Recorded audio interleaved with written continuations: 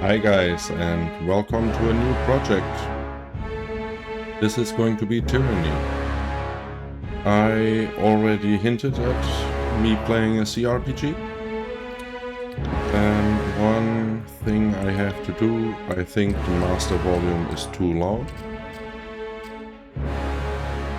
So we will do that. Save changes, yes. I just did a little test recording in this initial screen, and my voice seemed to be quite low in comparison to the game. So we have Tyranny, a CRPG from Obsidian and Paradox, it seems, and I want to try it out. I wanted to play a CRPG, something slower. What's this? Tales from the Tears is installed, and Bastard's Wound is installed. These are probably DLCs.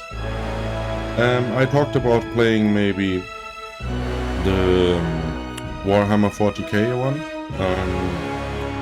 Rogue Trader, but I don't have that one actually bought yet, so that wasn't an option. And I had Pillars of Eternity installed, but I saw quite a bit of a let's play of that game, so it wouldn't be totally new to me. And I saw that I have this one installed, and I never saw anything from this game. And from the description, or I think it was the store page, it says that we are like the bad guys or something like that, so it seemed interesting. So let's go through the options. The music is still quite loud to me. Yeah. I don't know about you guys, but to me it's still quite loud.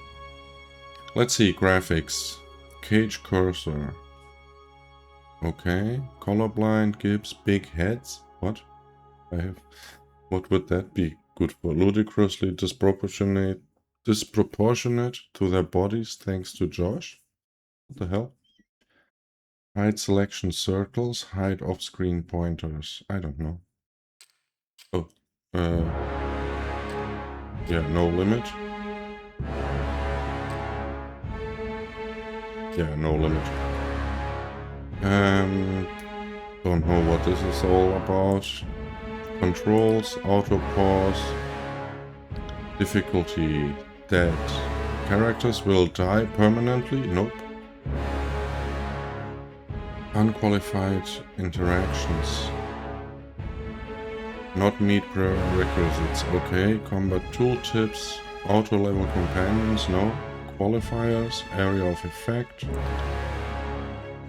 Show reputation. Display the effects of choosing conversation options on the player character's reputation. Nope. Random encounters, yes. Show news, quest notifications, tooltip, delay. Yeah, let's just try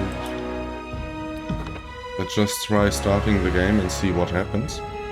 So yeah, I'm curious to see what this game is about. And yeah, I needed something relaxing to play after work, so I chose this. Let's see how it goes. Oh, new game settings. What is this? Oh, this is difficulty. If Trial of Iron is enabled, only one save slot is permitted. If your party is defeated, the game ends. Your save is lost and you must start again. Recommended only for those who seek a greater challenge. This can only be modified when starting a new game. Expert mode disables a number of helper features in the game. Players who want to rely on their own faculties and intuition while playing the game should play expert mode. This option is selected when you start a new game. It cannot be enabled in-game, and if disabled, cannot be re-enabled in that game. In Path of the Damned difficulty, enemies receive a bonus to most stats, have the most efficient AI, and will very frequently use abilities. Party members take more wounds during combat and when being knocked out. This difficulty level can only be chosen when starting a new game. The hard difficulty is suited for veteran players of isometric RPGs such as Pillars of Eternity, who are looking for a challenge. Survival requires micromanagement and optimization of stats through items, spells and abilities. Enemy AI is more efficient and uses abilities more frequently. Normal difficulty requires strategy and efficiency, but forgives a few mistakes in combat. Companion combat AI is enabled by default. Story mode difficulty setting requires minimal micromanagement and easily forgives mistakes in combat. Enemies receive a penalty. No, let's play normal, I think. I'm not an expert in these kinds of games, so yeah.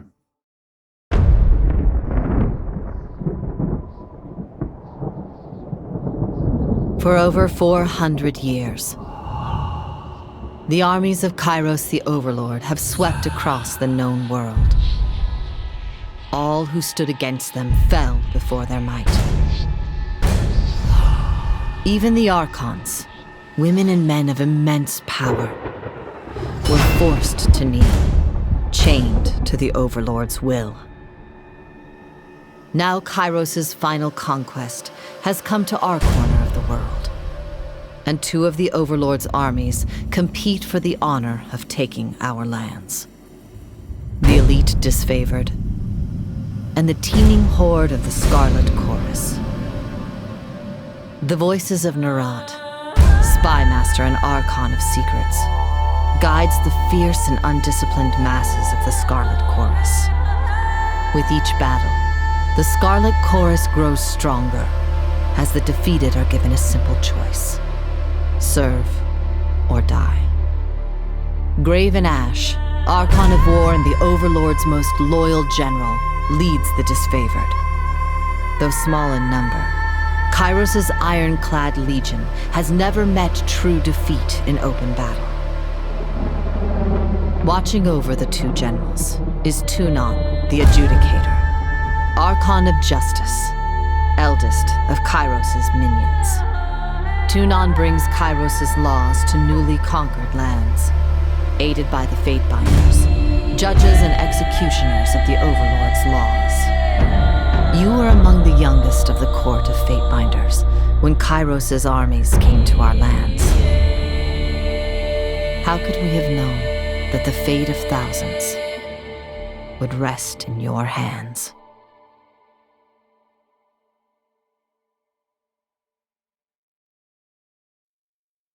Okay, so we are not obviously bad. We are just the conqueror, I guess. Oh, this art style is interesting.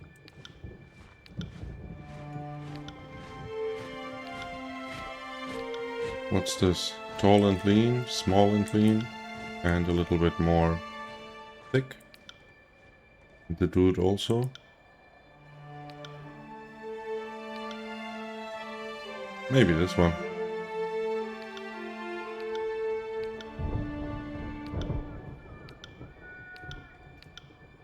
A little bit of a tan, like this. Yeah, why not?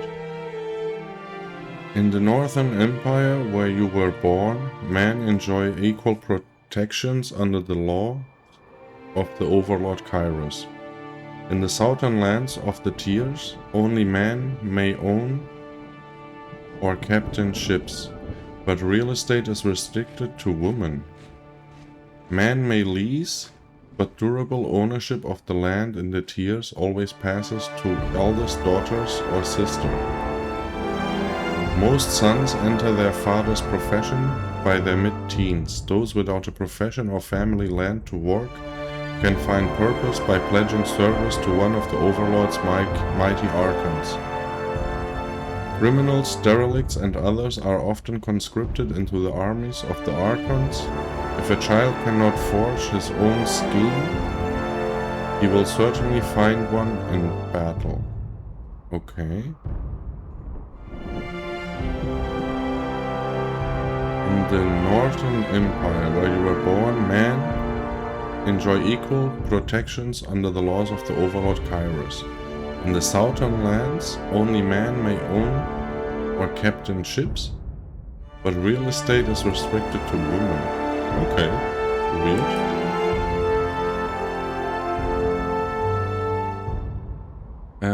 Face? Oh, we can choose a face.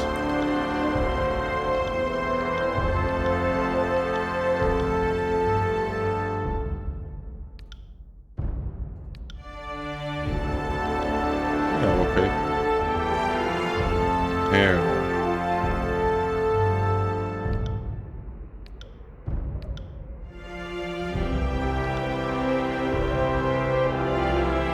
Okay. Beard. There it goes.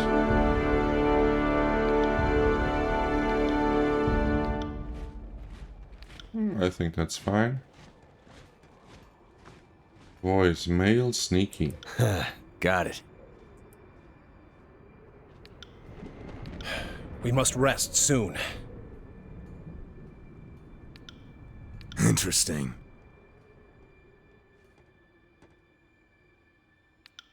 Flawless! I'll just hold on to this. That wasn't so... We must rest soon. On it. Curious. Okay, that sounds okay. What's this? Tattoos?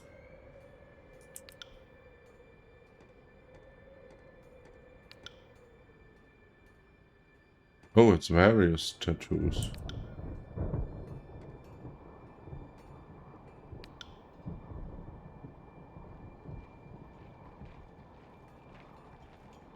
No, I don't think so. That's okay. Portrait. What looks like us? This guy, maybe? This seems to be a mage guy. I don't know what kind of a character I'm going to be. This looks like a simple military guy. Maybe that one.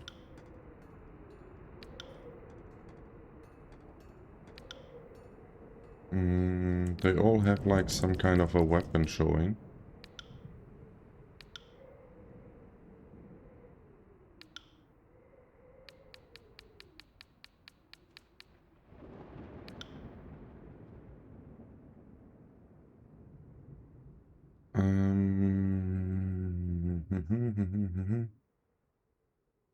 I think this guy. Maybe. Oh, this one. Yeah, this soldier dude. Okay, next. Oh. Origin. Today you are a Fatebinder, agent of the Archon of Justice. You are by no means free, but as a warrior scholar, deputized with discretionary powers to interpret and execute the laws of the Overlord Kairos, you are freer than most. One does not apply to a Fatebinder. To be a Fatebinder, one is called by Tunon, the Archon of Justice, and to decline is death. Millions of men and women live in the dozens of realms ruled by the Overlord. How did you stand out from amongst this teeming mass of desperation and insignificance and gain the Archon's notice? Pitfighter. Does this give us like any bonuses or something? Doesn't look like it. Hunter, guild apprentice, noble scion, soldier, lawbreaker, war mage or diplomat.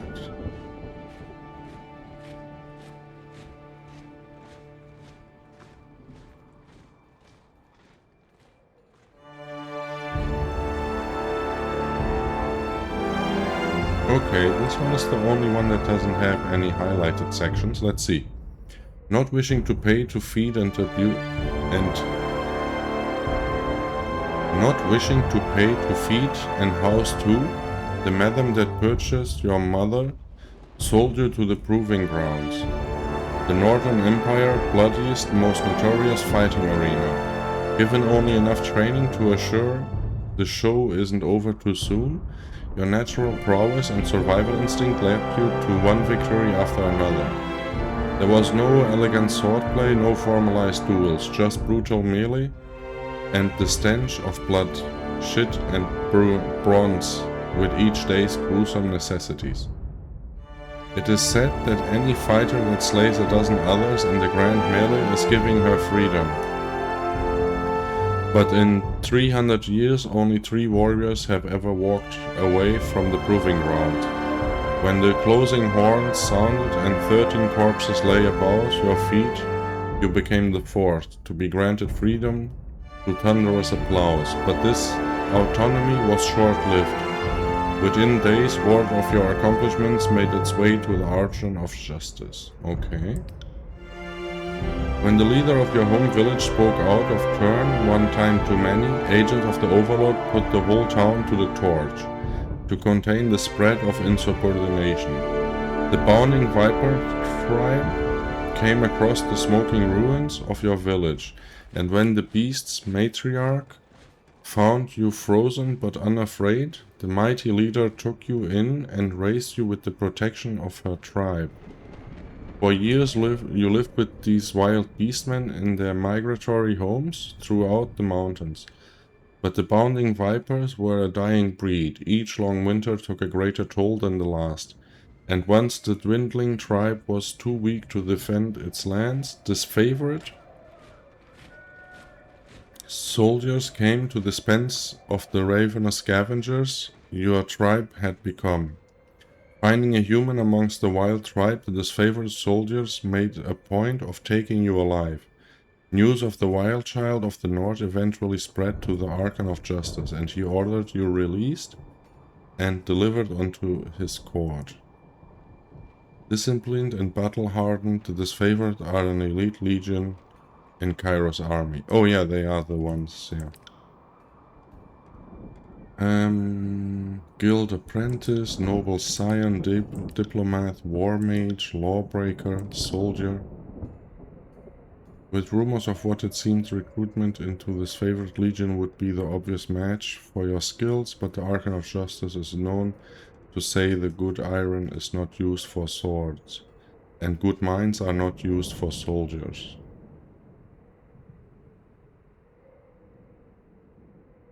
Unable to settle the year's accounts with grain, your parents offered you as a tithe to the Overlord instead.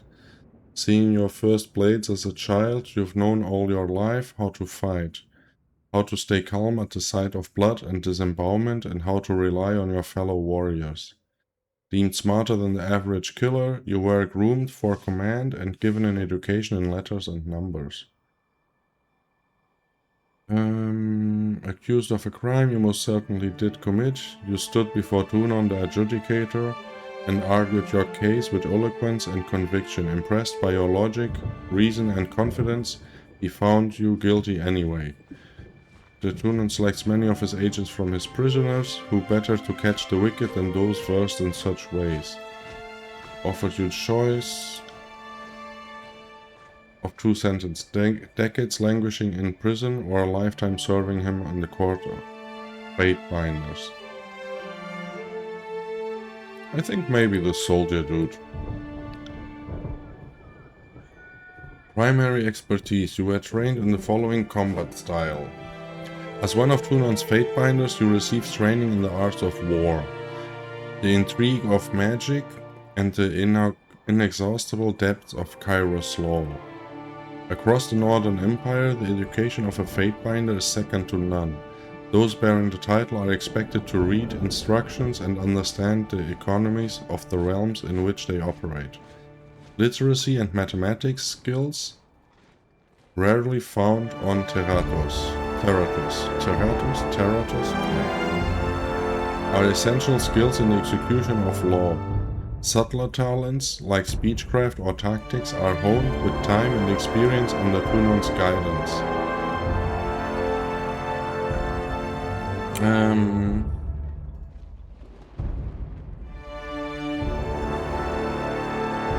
Oh, so spells are like...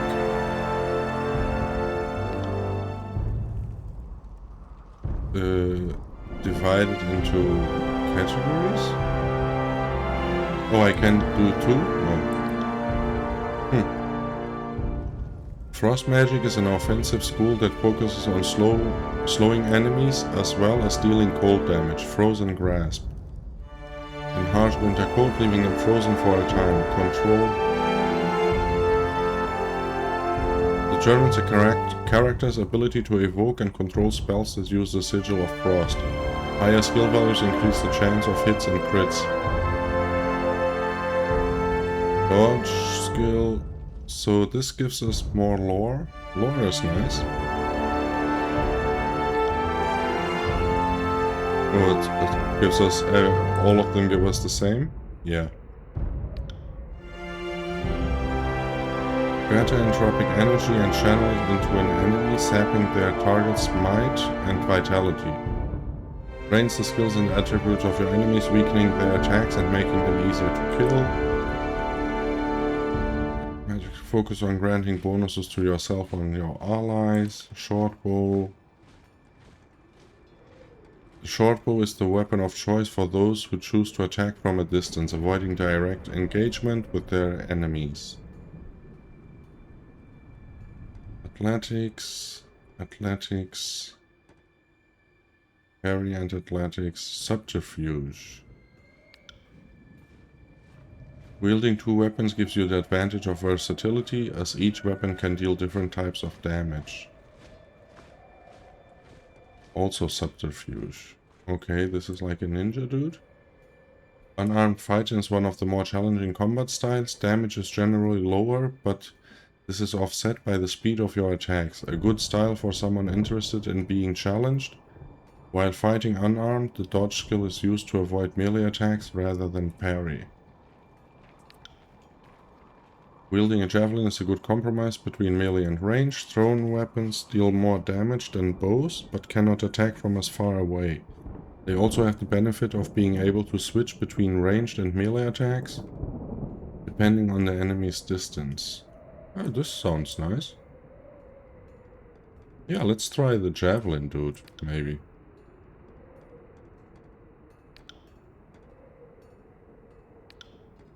The bow is also nice. But yeah, javelin, this is a class that is not seen too often, I think. Oh, choose an ability. Was that with all of them? These only have these have 2. Okay. Hard shots. Cooldown 20 seconds. Damage 10 to 14. Pierce.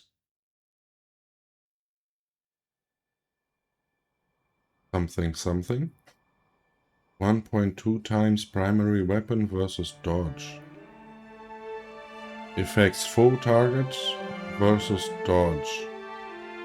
Bleeding for 20 seconds. Accuracy plus 20. Valid weapons, bows, thrown weapons. Delay your aim to focus on hitting the target's heart. Gain additional accuracy for this attack and leave the target bleeding. So this is a bleeding and additional accuracy, and this one is 30 seconds cooldown, 8 to 12. So it's the normal damage from the weapon, 8 to 12. Bow target hobbled for 30 seconds. Valid weapons, bows, thrown weapons. Target your enemy's feet with a ranged attack, hobbling them if successful.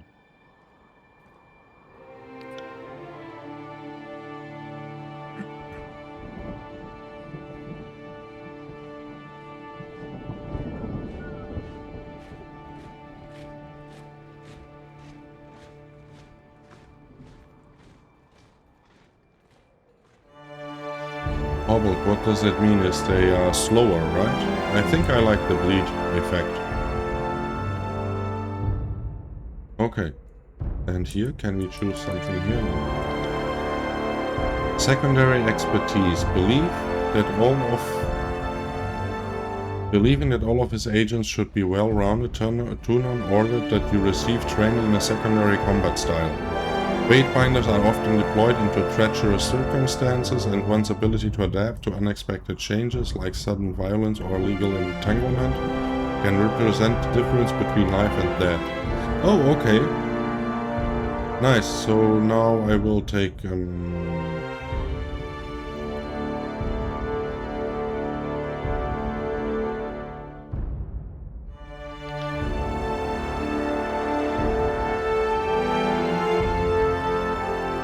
charged with channel an explosive surge of electrical energy, releasing it all at once on a nearby enemy, interrupting them, and sending them flying back. Range 2 meters. Frost spells. Range 2 meters, so that's not much.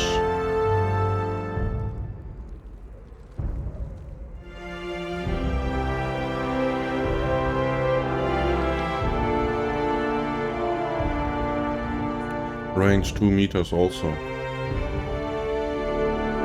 Entropic energy and channeled into an enemy, sapping the target's might and vitality. So this is a debuff, right? For the enemy. And this is a buff for our own people. Kill the target with a surge of greatness, granting them a bonus to might and vitality. Yeah. I think I'm going all damage.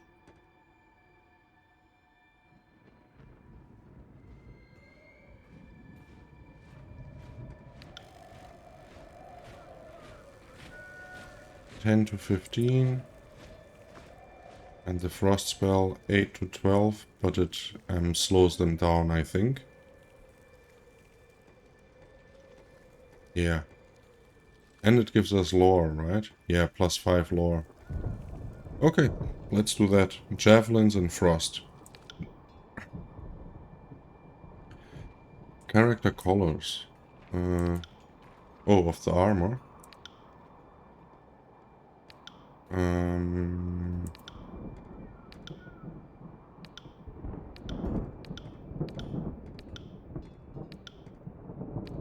I don't know. Maybe like leather?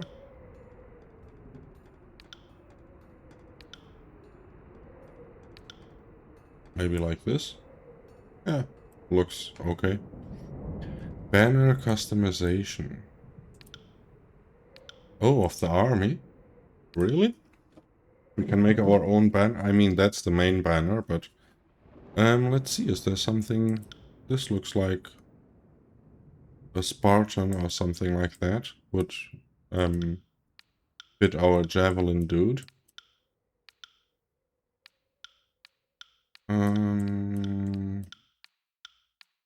But we are also a judge, right? Like a political agent. So that's the main thing, that's that one, right? Yeah. Maybe that with another color?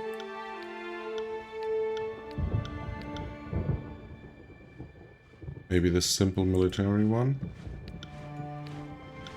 Justice, here. Night and day and yeah, this is Justice 24/7. The banner will be black and the thingies will be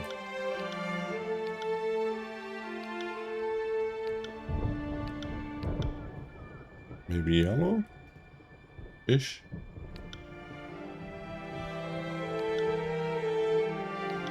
Yeah, what's the colors of that dude? Yeah, it's like that, right? It's the colors of the main army.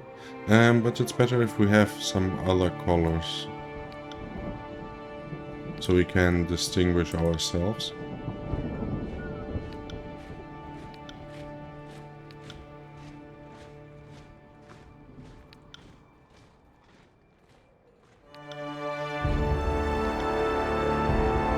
Let's do this.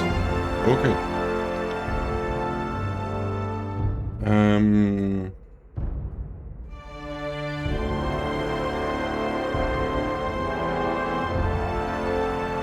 Would they give him a name?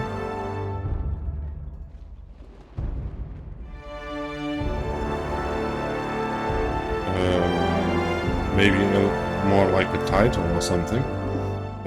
Archon's Will.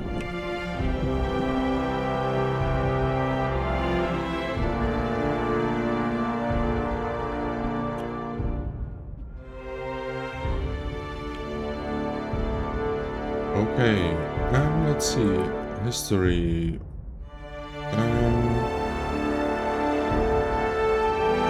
Overlord. Archon. Archon. Archon's will. Yeah. Okay. That seems okay.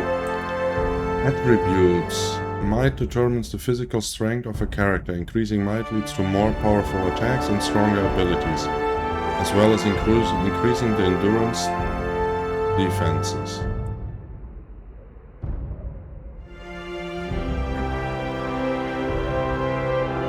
Might 10 plus 0% attack and ability strength.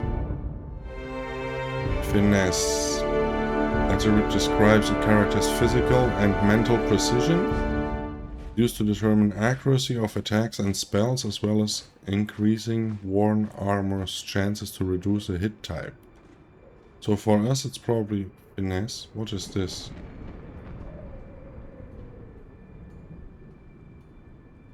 Oh, okay. Frost spells, javelin, and javelin. Not finesse. Determine accuracy. Character can use their abilities and spells in combat, reducing cooldown durations.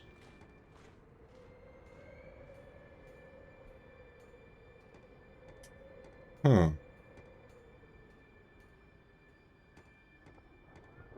Well, we have 8 points, so let's go... We are mainly, I think, the javelin dude, so 3 into might, 3 into quickness, and then 1 in each of these. So we are mainly javelin, and then we have a little bit of magic to support our endeavors. So, now, Archon's Will.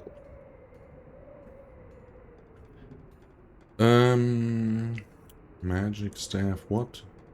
Skills, 20 points available.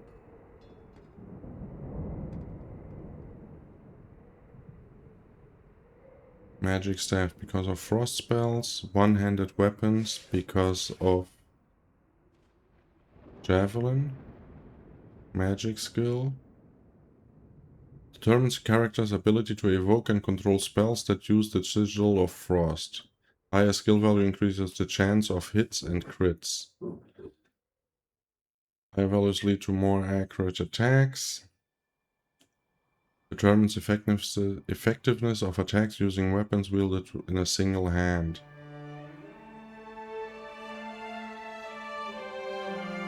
It doesn't say javelins there, but okay.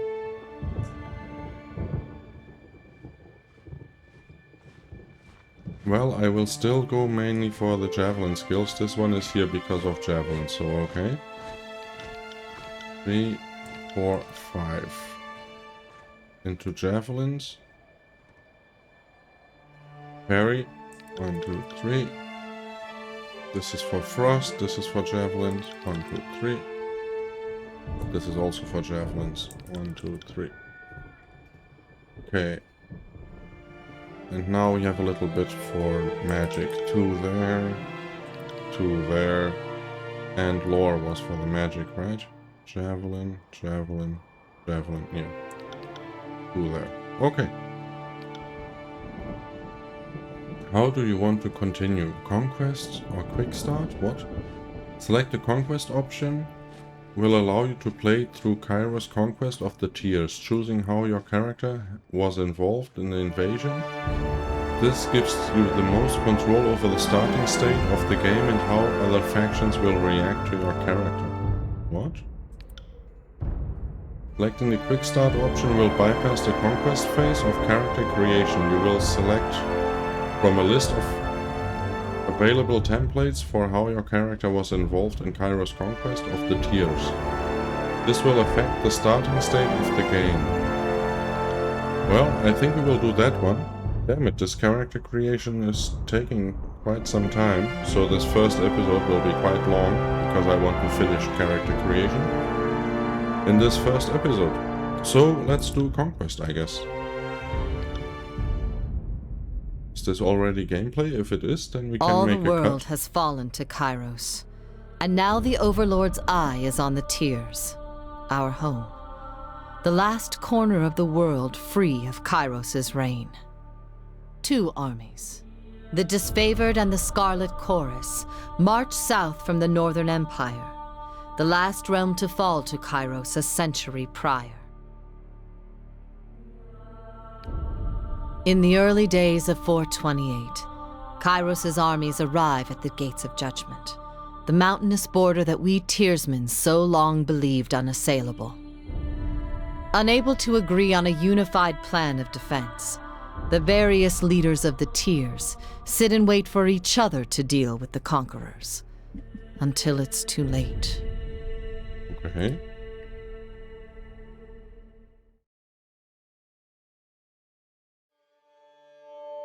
During the conquest, you will decide your character's actions during Kairos' invasion of the Tears, shaping the world through which you will adventure over the course of the game. Oh, this is nice. This means right at the beginning you can make changes to the game world. So this is nice for replayability. Each choice you make affects your character and how major factions of the Tears respond to you. Your decisions matter. Choose wisely. Year 1 of Kairos Conquest.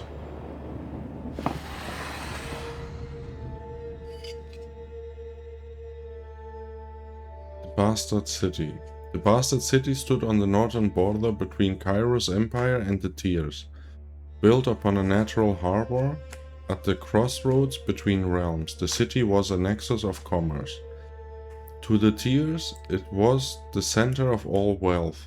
To a northerner, it was little more than a backwater trading post. Its symbolic status as a gateway to the continent made it a natural first target in Kairos' military conquest.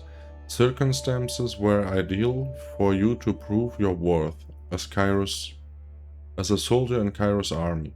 Taking the city would send a message to the rest of the Tears. Kairos' will is unsurmountable. Wait, I think this is, yeah. Character creation ended here, right? This is already like gameplay. So yeah, I think I will see it like that. I will take it like that and I will make a cut right here. So the first episode will be the character creation and then the second episode will start with these world building and gameplay elements. So I hope you guys are interested in watching this. I'm a little bit confused. It's a different way to start a game like this. And yeah, I think it's gonna be interesting. So, I hope you guys enjoyed. Come back for more next time and I will see you soon. Bye.